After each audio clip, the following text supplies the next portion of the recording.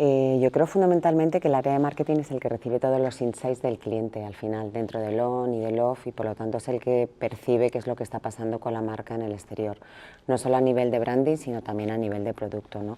Y yo creo que también es la persona que dentro del comité de dirección, cuando se sienta, es capaz de entender qué es lo que está pasando fuera, ¿vale? Qué es lo que percibe el consumidor, qué es lo que está necesitando el consumidor.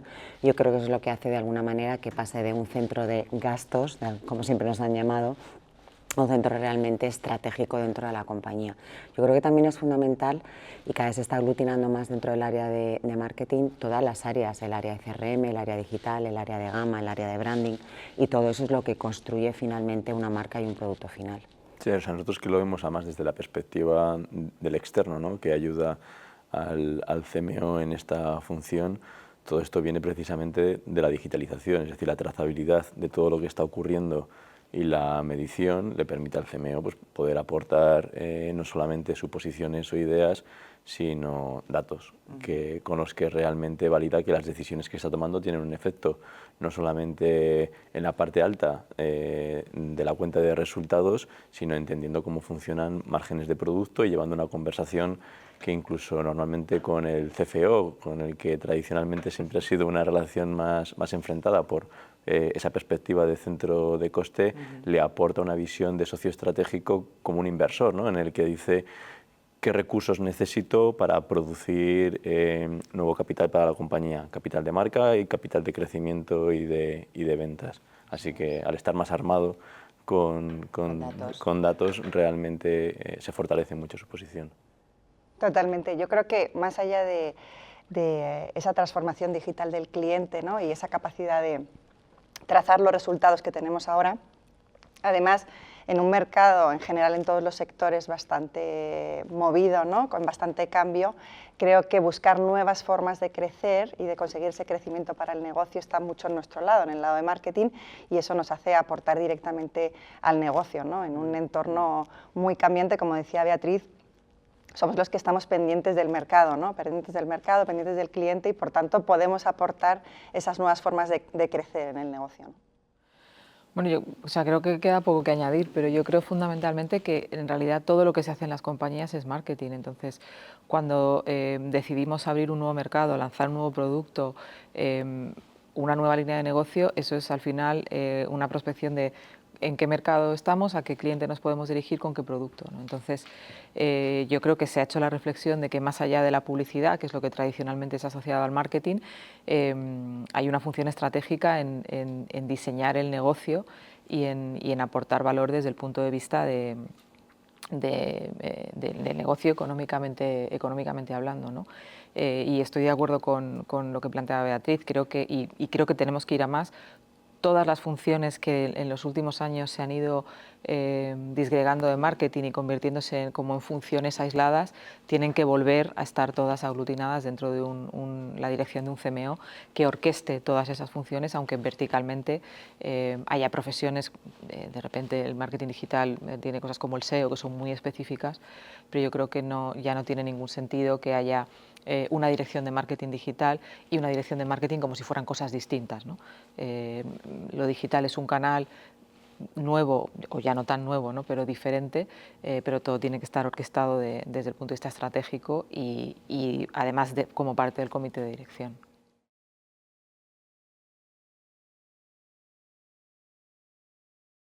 Bueno, yo creo que hay dos partes. Hay una que tiene que ver con los datos y tiene que ver con el aporte de valor al negocio y con hablar el lenguaje del resto de los miembros del comité de dirección, ¿no? El resto de los miembros hablan de KPIs y hablan de dinero, y nosotros tenemos también que hablar de eso, ¿no? No podemos llegar solamente con la parte creativa del marketing, que la tenemos y que además es muy divertida y forma parte de la gracia, ¿no? De lo que hacemos, pero hay sin duda todo un aporte desde el punto de vista estratégico de la data, ¿no? Y luego creo que desgraciadamente en el área de marketing la figura personal del CMO tiene la necesidad de cultivar una influencia para llegar al comité de dirección que otras figuras no tienen, ¿no? Nadie discute que un CFO tiene que estar en el comité de dirección, eso es por defecto, ¿no? En cambio, con la figura del CMO, bueno, hay una parte influencia personal en la que de repente se da el caso de que hay alguien que está en el comité de dirección, pero si se marcha de la compañía, la posición vuelve a salir, ¿no? Y yo creo que eso es algo que tenemos que trabajar para que deje de ser así. A mí me parece, hilando con lo que decías antes, Sara, de ir aglutinando ¿no? bajo el CMO un poco la visión global de marketing y esa aportación, me parece todavía más clave para conseguir esa influencia en el comité de dirección, porque al final el CMO tiene que también establecer esas alianzas de las que estabas hablando con tecnología, con comercial, entender un poco esas alianzas. Si la función está distribuida por toda la organización es todavía más difícil, ¿no? Entonces, primer paso, como lo que tú decías, de tener una figura fuerte que aglutina todas las disciplinas para luego poder integrarse bien con áreas clave como tecnología, como comercial y realmente trabajar más allá de la transversalidad, o sea, trabajar verdaderamente conjunto por el objetivo de negocio, que es lo que tú has dicho. Al final, todos hacemos marketing porque todos queremos vender y el marketing es vender. Yo creo que también es muy importante porque la figura de un CMO tiene una visión de medio-largo plazo, ¿no? Y la visión, por ejemplo, de ventas es del corto. O sea, yo tengo que vender hoy X, ¿no? En mi caso, coches. La visión del CMO es hacia dónde va la compañía, hacia dónde va la marca, hacia dónde va el producto, ¿no? Y yo creo que eso es muy importante porque si solo se vive en el corto plazo, la capacidad de las compañías es muy corta, ¿no? Para poder reaccionar, ¿no? Entonces, por eso cuando hablamos de que el CMO es muy importante, su visión estratégica de hacia dónde vamos, ¿no? Y yo creo que lo que comentamos, al final, un CMO que se sienta en un comité de dirección no se puede sentar simplemente para enseñar un anuncio, que por desgracia es muy subjetivo. Además, todo el mundo puede opinar si me gusta o no me gusta, que es algo que siempre hemos discutido aquí, ¿no? Es realmente porque tiene la data de poder decir, oye, a nivel digital, ¿cuántos leads me están entrando? ¿Cuántos leads estoy enviando a la red? ¿Cuánto convertimos? Oye, la gama que estoy lanzando es correcta, tiene el precio correcto, tenemos que ajustarla a nuestra competencia que está haciendo, ¿no? Y por eso hablo de que integrar todas esas disciplinas bajo el CMO es fundamental para que tenga realmente potencia en un comité de dirección y un peso súper importante. No hablamos del SEO, yo tengo el SEO bajo mi paraguas y tengo expertos en SEO, pero es que es fundamental el SEO para poder posicionar la marca hoy en día a nivel digital y que realmente seas el primero, ¿no? Cuando aparece un buscador seas el primero que sale, ¿no? Para buscar tu coche, ¿no? Entonces yo creo que toda esa parte que siempre se ha tenido muy disperso, no se sabía bajo qué se tenía el CMO, es fundamental hoy en día para estar sentado en un comité. Total, y ahí por añadir alguna experiencia que tenemos con algunos con los que trabajamos, por ejemplo, la capacidad de, cuando diseñas la marca, no solamente es un ente abstracto, ¿no? Sino que eso se traslada en puntos de contacto con el cliente, donde influyen todas las áreas. Es decir, cuando tú le mandas un contrato a un cliente, que es el área legal, ¿cómo se lo mandas? ¿Qué transmite eso de la compañía? Cuando estás en el modelo de pago y de financiación con el equipo financiero, en la relación con el cliente, ¿cómo tiene que tener en cuenta la voz del CMO como portavoz de la experiencia del propio cliente? Es decir, al final yo creo que el CMO tiene la capacidad, como decíais, de orquestar a su alrededor al resto de la organización para que todos sean capaces de mirar al cliente y que salgan un poco de su pequeño silo, de su Excel y de sus contratos individuales, para alinearles todos con esa mirada de cliente. De esa manera, al final, consigues, ¿no? Incentivar el crecimiento y alinear al resto de las áreas funcionales alrededor de la dirección de marketing.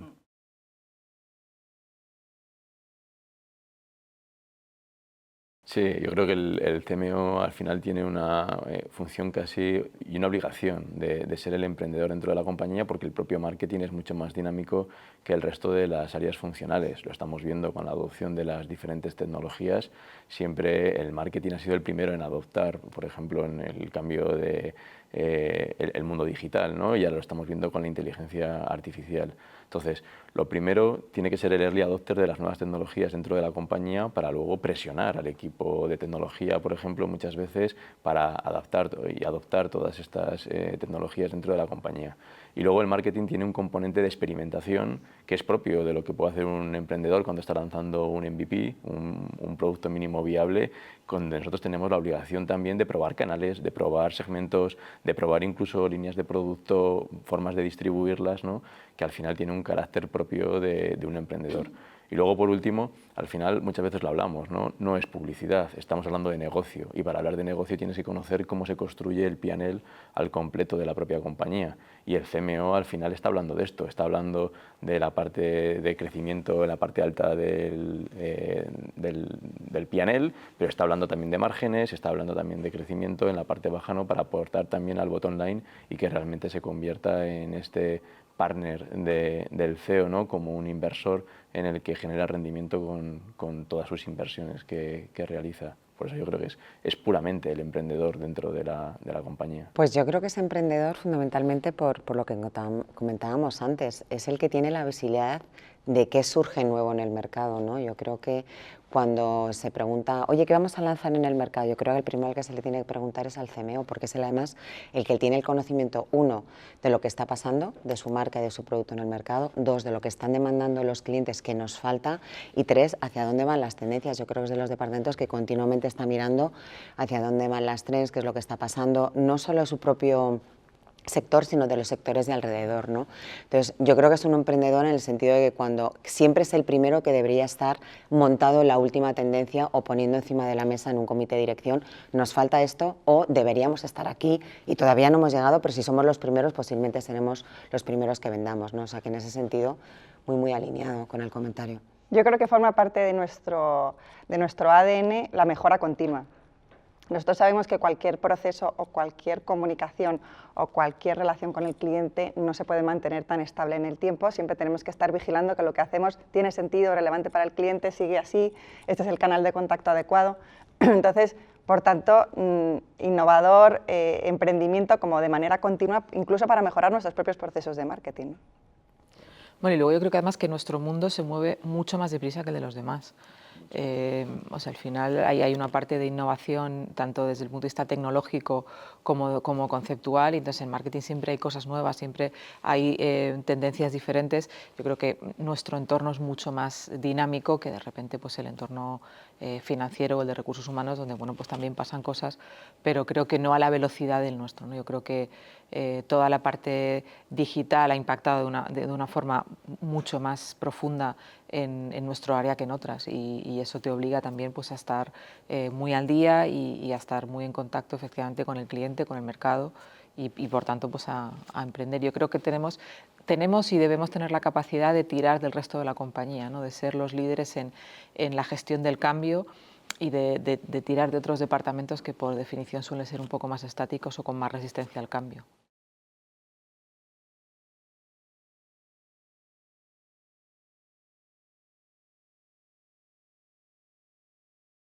Uy, aquí tú y yo vamos a discrepar. Dale. Bueno, yo creo que a la IA no se la puede ver como un enemigo, se la tiene que ver como un complemento, que es otra cosa también. La IA yo creo que va a tener la capacidad de ayudarnos, por supuesto, a segmentar más audiencias, a automatizar procesos, a ver insights, ¿no? Que de alguna manera no éramos capaces de ver, a marcar territorios y demás, pero luego creo que toda la parte creativa está en la parte humana. Entre otras cosas, porque si no va a llegar un momento en que la IA va a crear anuncios iguales para todo el mundo. Serán perfectos, pero serán iguales para todo el mundo, ¿no?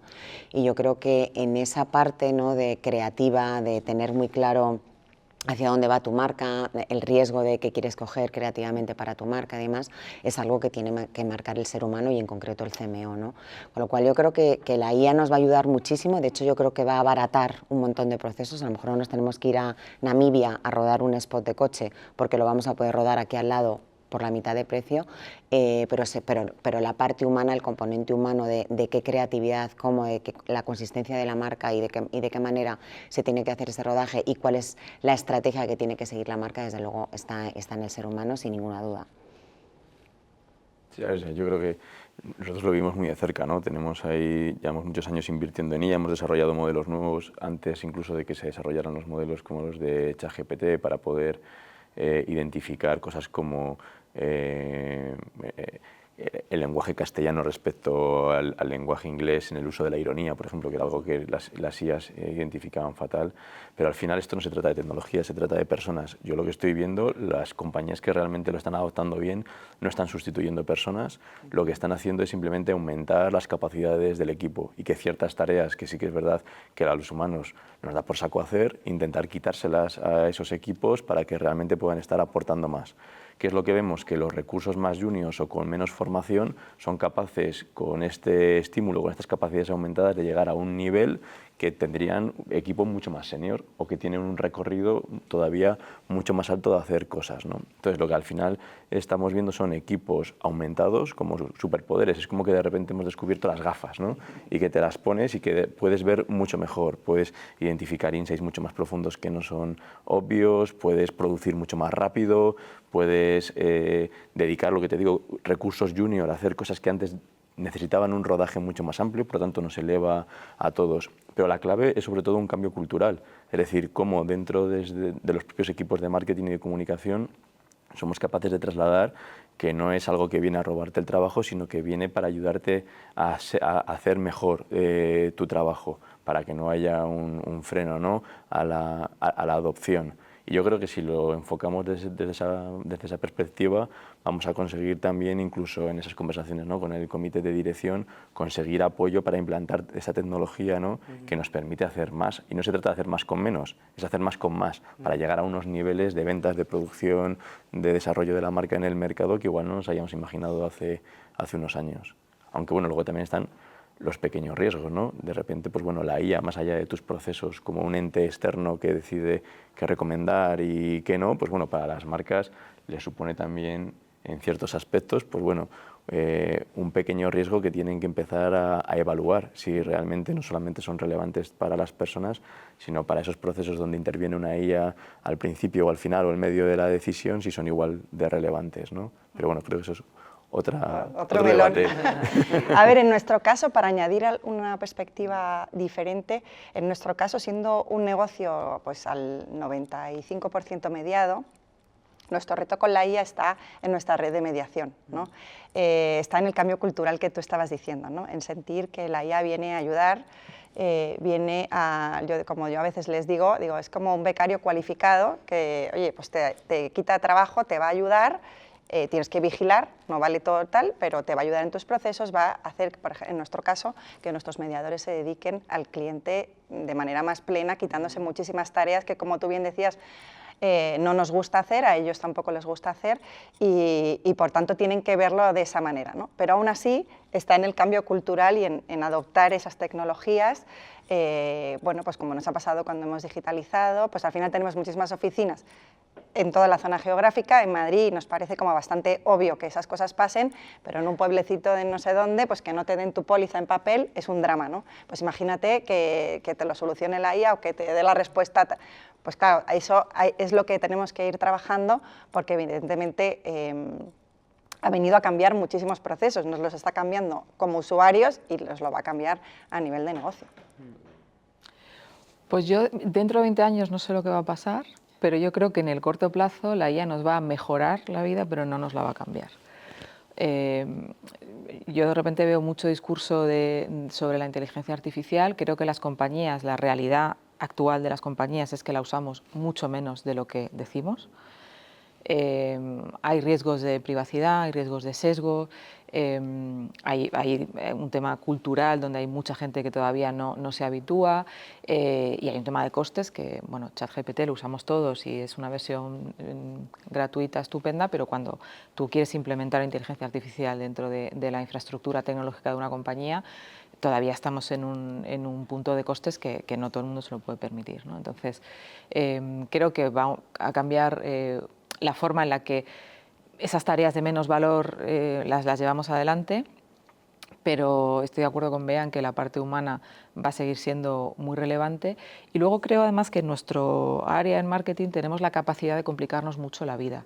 Entonces lo que a priori parece que nos va a solucionar muchas cosas, al final nos las va a acabar complicando, ¿no? Esto es como cuando las redes sociales surgieron y era como, esto nos va a facilitar un montón la vida porque ahora puedes segmentar y entonces puedes mandar el mensaje adecuado en el momento oportuno al cliente, ¿qué tal? Y la realidad es que las redes sociales a la gente de marketing nos dan muchas oportunidades, pero nos han complicado la vida muchísimo. De repente ahora tienes que tener una generación de contenidos salvaje, un ritmo increíble, hay una cantidad de estímulos que hacen que la lucha por la atención sea salvaje, entonces lo que al principio nos iba a salvar la vida nos la acaba complicando. Canal de atención al cliente. Claro, entonces yo creo que con la inteligencia artificial va a pasar un poco lo mismo. Cada canal nuevo es complicarnos la vida, pero yo creo que es algo que va en nuestro Total, ADN. total, Pero es verdad total. que en esas tareas tácticas yo lo veo, por ejemplo, ¿no? Dentro de los equipos de paid media. Cuando ibas a arrancar una campaña antes, Eso sí. me acuerdo que teníamos que dedicar un montón de horas al tagueo de las campañas, al tema de los píxeles, a identificar que todo estaba bien. Ahora, por ejemplo, nosotros hemos desarrollado un sistema donde automáticamente audita que todos los tags y todos los copies, que todos los mensajes en una campaña que igual tiene, yo qué sé, 200 piezas, está perfectamente auditado antes de lanzar. Pues esas horas se van a otro tipo de tareas más productivas. Entonces, pues bueno, evidentemente no nos va a cambiar la vida, yo creo, pero sí que es verdad que podemos hacer mejor nuestra función si utilizamos bien las herramientas. Yo creo que la IA además en determinados sectores sí que está cambiando. En el caso de Renault, nosotros, todas nuestras fábricas están replicadas en IA, por ejemplo, desde el año pasado. Eso significa que cuando nosotros desarrollamos productos, antes nos costaban años y además costaban muchísimo dinero. Ahora, como lo que tenemos son gemelos de nuestras propias fábricas, desarrollamos los productos en mucho menos tiempo, con un impacto mucho menor en costes y cuando vemos que funciona, automáticamente se mete en una producción real. Sí que creo que hay determinados sectores donde la IA está transformando de una manera impresionante. Nosotros antes tardábamos la media del mercado, 5 o 6 años en lanzar un producto, ya se están lanzando coches en 2 años. O sea, y eso lo ha podido hacer la IA, si no, no hubiéramos tenido la capacidad de poder hacerlo.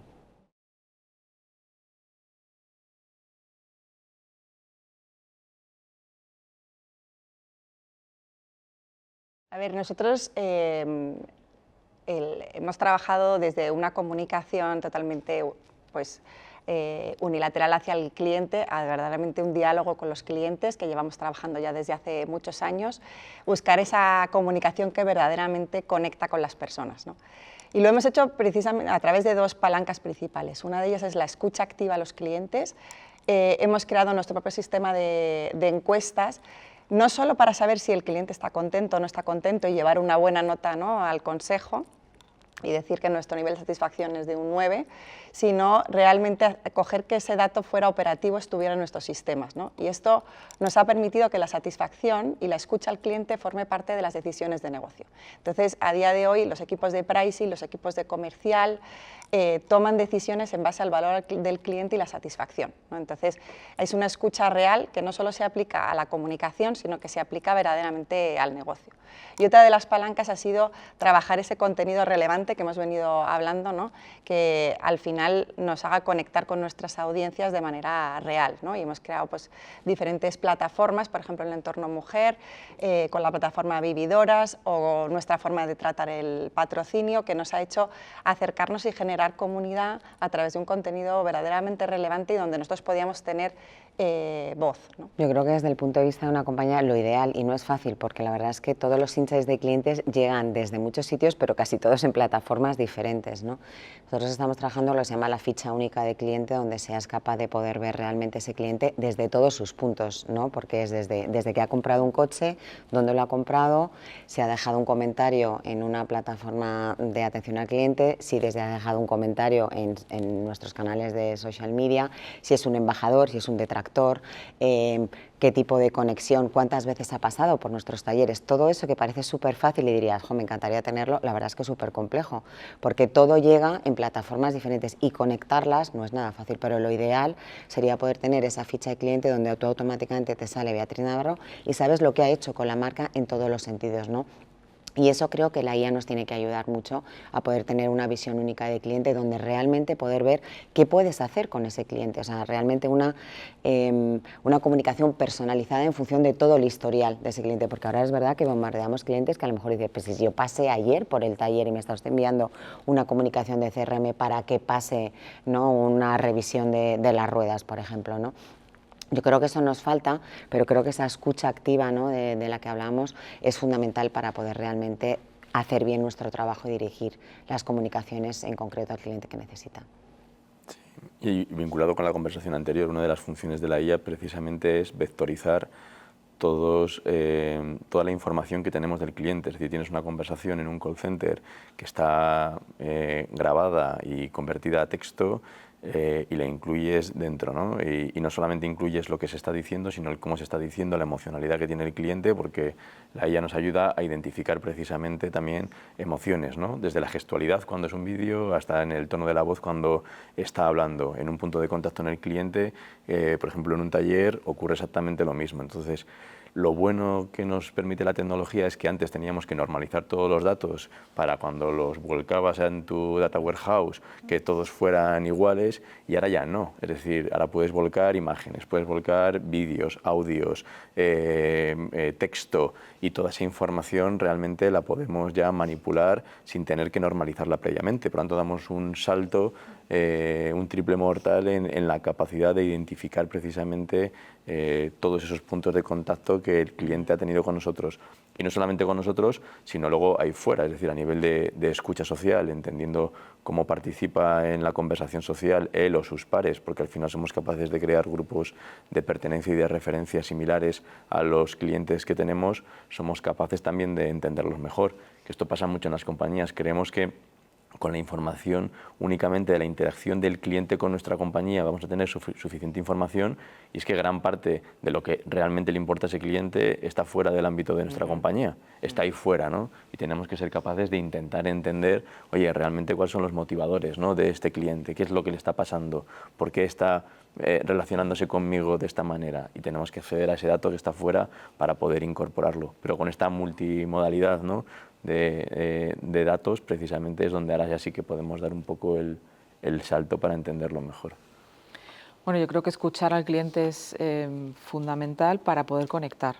Creo que muchas veces las marcas somos muy egocéntricas, ¿no? Nos levantamos pensando que vamos a enviar un email y la gente está deseando abrir nuestro correo sobre lo interesante que es nuestro producto, y en realidad no nos paramos a pensar muchas veces que todos somos clientes, todos recibimos 25 correos al día y igual no abres ninguno, ¿no? Entonces, ese egocentrismo de las marcas de pensar que todo lo que a nosotros nos parece interesante sobre nosotras mismas le interesa al cliente, se cura muchas veces con la escucha, y efectivamente, como tú comentabas, Jesús, con esa visión de el cliente no solo se relaciona con mi marca, se relaciona con otras muchas, con la competencia, con marcas de otros sectores, y en todo ese contexto escuchar, entender y a partir de ahí intentar ser relevante para conectar, yo creo que es fundamental, porque lo comentábamos antes, ¿no? Hay una lucha por la atención brutal.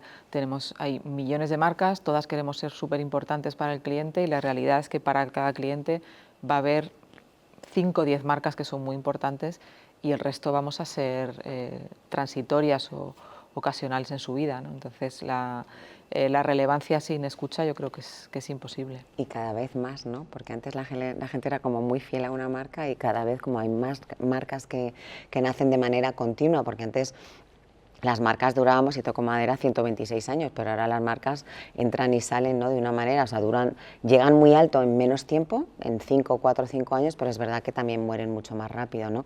Y por lo tanto la capacidad de atención del consumidor es que continuamente está viendo marcas nuevas que entran en el mercado, y además tiene una capacidad de adoptarlas sin ningún problema, de una manera muy rápida, cosa que antes no pasaba, ¿no?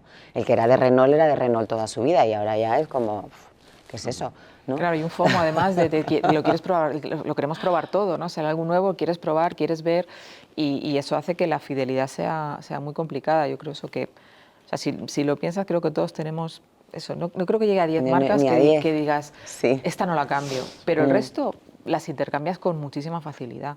No, y qué importante pensar lo que has dicho tú, que el cliente es uno y se relaciona con esas diferentes marcas y no espera cosas distintas de cada marca, ¿no? Porque en ese egocentrismo que dices, muchas veces nos encontramos con eso, ¿no? A mí me pasa, claro, en un sector tan tradicional como el de los seguros, cuando hablas de cosas innovadoras, emprendedoras, de escucha al cliente, la gente dice, pero a nosotros no nos pasa. Y tú dices, bueno, el que entra en una oficina de seguros no dice, venga, aquí que me traten fatal, que me da igual, que son los seguros, ¿no? O sea, el cliente es el mismo que ha comprado en Amazon, que ha ido a la FNAC, que se ha comprado un coche Renault, que es el mismo cliente y espera una experiencia similar, ¿no? Entonces, esa escucha más amplia de nosotros mismos, de nuestro propio cliente, que has comentado, me parece que es fundamental. Que las compañías nativas digitales han puesto el listón muy alto, es decir, al final esperas de tu experiencia conduciendo un Renault la misma que puedes tener eligiendo tu siguiente serie en Netflix, ¿no? Entonces estos incumbentes que muchas veces venían, bueno, sin una mochila en ciertos sectores que se ha permitido innovar más rápido, nos han puesto un poquito... El listón muy alto, sí, que eso es buenísimo. En aprietos, sí, sí.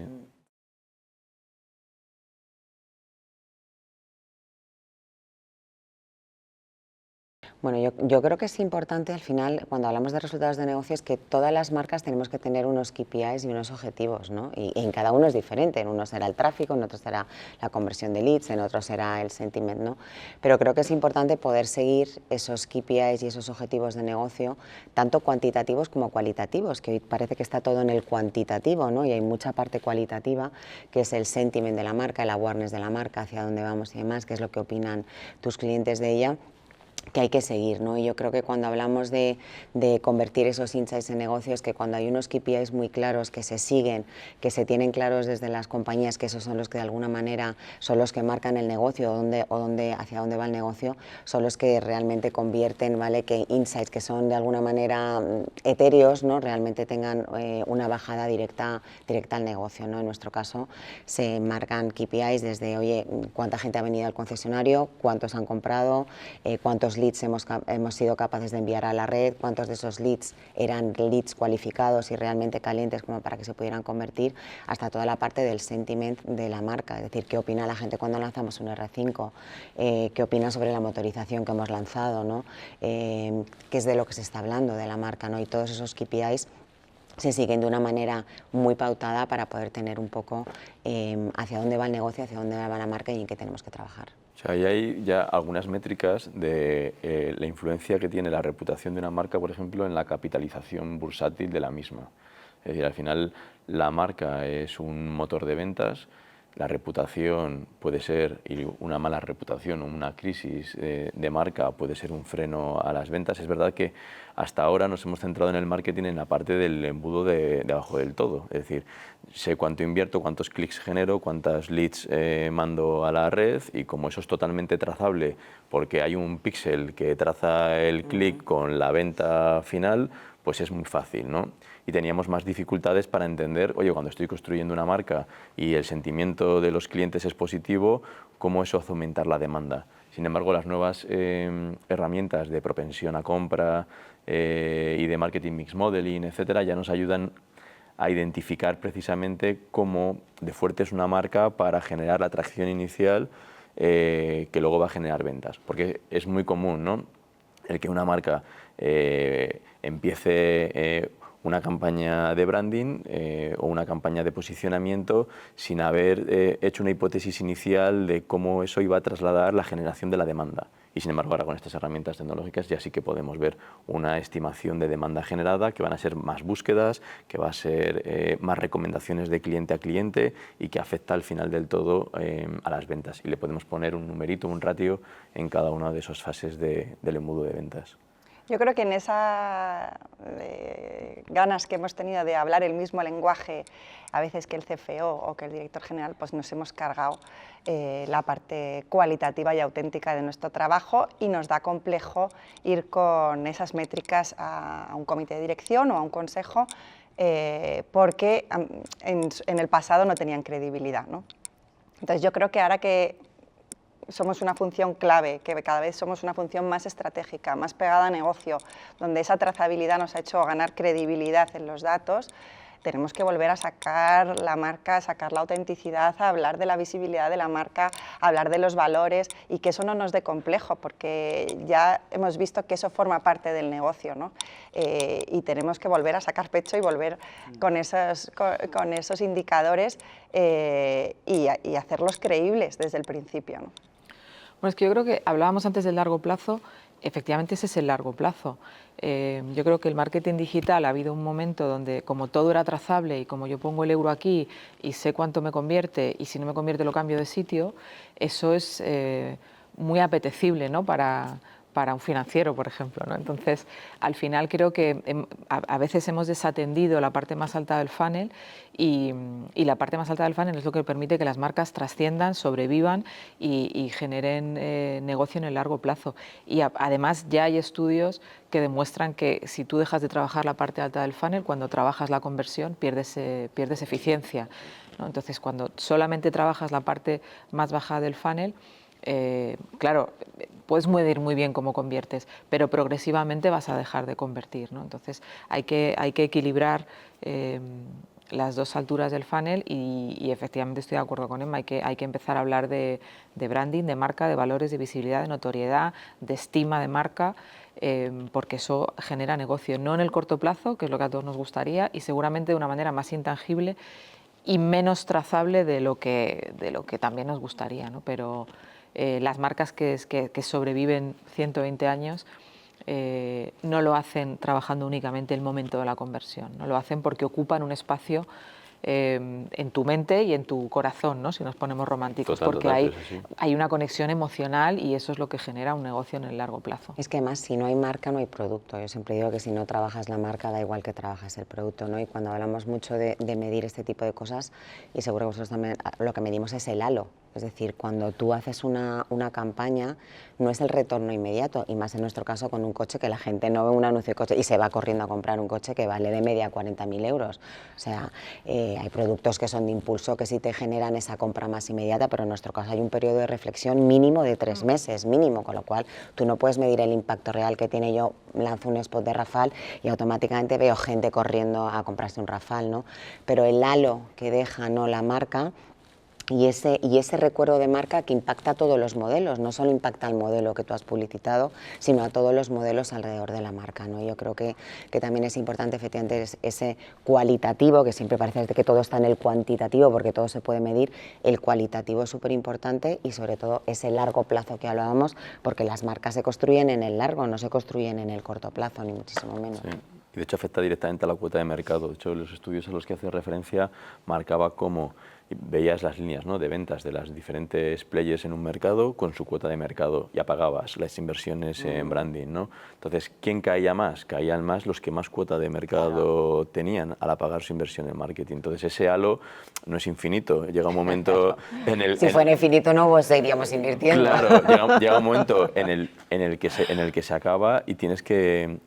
Y tienes que volver a reactivarlo. Es verdad que las que tenían más cuota de mercado, una vez que las reactivaban, eran las que más rápido recuperaban otra vez el nivel de ventas. Ahí la trampa para nosotros es que ese impacto en el largo plazo no se nota de manera inmediata, es decir, si paras las inversiones, de repente las ventas no caen. Claro. La gente te dice, ¿para qué seguimos invirtiendo? Claro, entonces es como, aquí no ha pasado nada. La trampa es que hay que esperar mucho para ver el resultado en positivo, pero también para ver el resultado en negativo, ¿no? Entonces muchas veces nos cuesta pelear en un comité de dirección hay que seguir invirtiendo. Claro, no, es que si paramos de invertir, mañana no va a pasar nada. Igual dentro de 6 meses tampoco.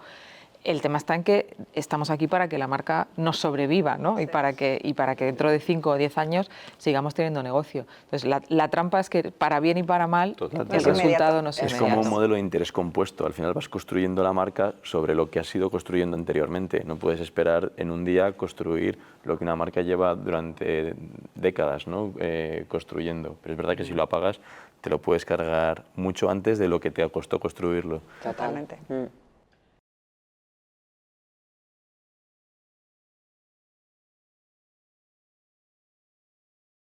Creo que hay una parte del propósito social. Creo que las marcas se van a sumar mucho al propósito social que haya en ese momento. Ya las marcas no tienen su propia vida y no no siente lo que está pasando. Creo que esa parte hay una parte importante.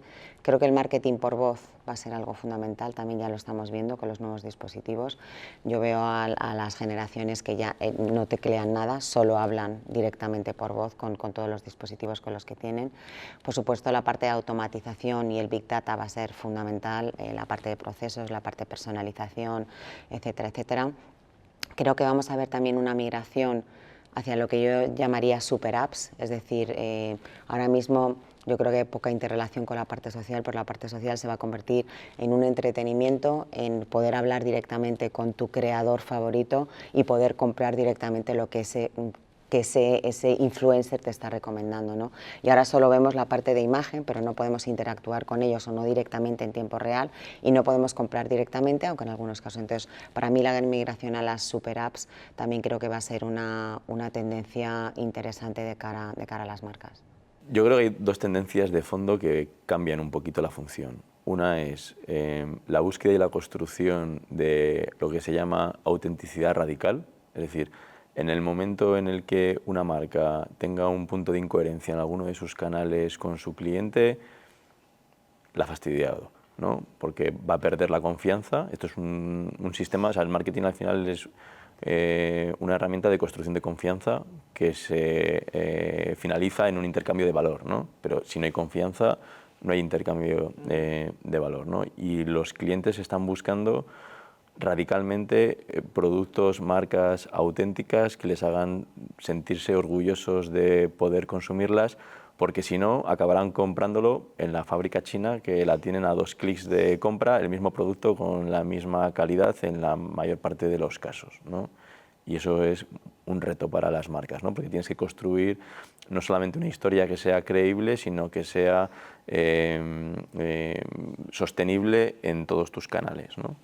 Y luego, por otra parte, y viene un poco también de todo el tema de la IA, se habla mucho ahora con el despliegue del AI Mode de Google, igual que hablabas de las super apps, creo que todos los grandes players, las big tech de Internet, están intentando dominar Internet dentro de su aplicativo o de su entorno, ¿no? Pasó con TikTok cuando lanzó la parte de TikTok Shop, donde tienes más o menos todo integrado, lo estamos viendo con X, y siempre Elon Musk ha dicho que quería lanzar una super app al estilo de WeChat, en China, donde tengas pagos, intercambios, relaciones, conectividad, etcétera. Lo estamos viendo con ChatGPT, que está integrando modelos de e-commerce también para poder comprar directamente. Google ha anunciado con AI Mode en sus modelos de agentes que vas a poder realmente dejar y generar ventas, ¿no? Sin intermediar a través de los propios agentes. Entonces, es verdad que las marcas tenemos que trabajar a los humanos, pero los humanos les vamos a pedir a las inteligencias artificiales que nos recomienden y que nos compren, ¿no? Y no creo que porque se lo dejemos en manos de la IA va a ser café para todos y van a recomendar a todos lo mismo. Es decir, dentro de nuestra propia función, y de hecho si le preguntas a ChatGPT lo que sabe de ti y le dices, pero sé honesto, ¿qué es lo que realmente me preocupa? Si realmente compartes ciertas cosas con él, te puede sorprender lo que sabe de ti, ¿no?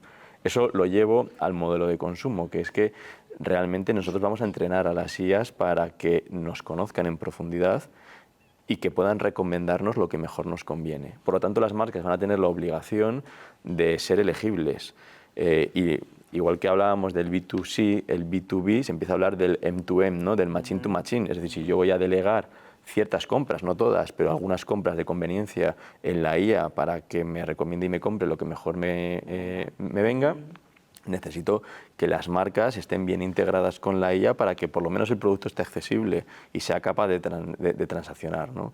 Entonces creo que ese nuevo marketing, que tiene que empezar en la notoriedad de cara al cliente y en cómo el cliente va a ser capaz de entrenar a esas IAs y en cómo mi producto va a estar disponible para que conecte. Pero es una nueva vía de complejidad para nuestra función. Yo estoy desolada. Que es un canal nuevo que vamos a tener que incorporar. Y yo creo que esas dos líneas van a afectar mucho en el desempeño de los próximos años. Yo le iba a concentrar en dos grandes áreas que yo creo que venimos hablando toda la mañana, ¿no? Por un lado es la tecnología y todo cómo el CMO vamos a tener que hablar ese lenguaje de tecnología para poder llegar al cliente, para poder ser relevante, para poder generar negocio, para poder dar solución pues a todo el comportamiento del consumidor, ¿no? Entonces, pues hemos tenido que entendernos con comercial y ahora nos tenemos que entender muy bien con tecnología para realmente eso llevarlo a cabo al mercado. Y la otra parte es el propósito, ¿no? Lo hemos comentado en varias ocasiones, y la importancia de ser auténticos y ir a la esencia de nuestra marca, y eso solo lo podemos hacer desde el área de marketing y trasladarlo a todas, ¿no? A todas las áreas, para que esa propuesta de valor se haga real en cada punto de contacto, ¿no? Y tenemos que ser garantes de la experiencia del cliente, pero desde el propósito de la marca. Pues yo diría que de aquí a 5 años, para mí hay 3 cosas que son relevantes. La primera, la creatividad para conectar y conseguir ser relevante. Creo que la atención sin creatividad es muy difícil de conseguir. La segunda es ya no solo el propósito, sino una actuación responsable en un sentido amplio de la palabra, desde el punto de vista medioambiental, social, de gobernanza. Es decir, que las marcas seamos confiables y que el cliente valore que operamos de una manera sostenible. Y por otra parte, la inteligencia artificial aplicada a la data para conocer más al cliente, para personalizar y para automatizar un montón de funciones que a día de hoy todavía no estamos automatizando, aunque sobre el papel se puede, pero creo que de aquí a 5 años sí andaremos ese camino.